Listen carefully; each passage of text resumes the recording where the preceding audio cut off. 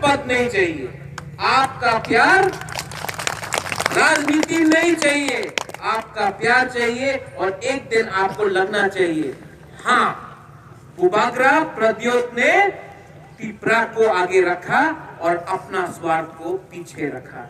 मैं आपको ये बोलना चाहता हूं, यहां में सब लोग सबको प्यार किया, और आप, मैं जानता हूं कि आप भी मुझे प्यार करते हैं। मैं दिल से बोलता हूं, सामने में कोई कागज नहीं है जिससे पढ़ के स्पीच पढ़ता हूं। आप एक रहिए और एक दिन आएगा, ये हाँ में हम परिस्थिति अपना बदलेगा, ये हाँ में एक तीसरा होगा।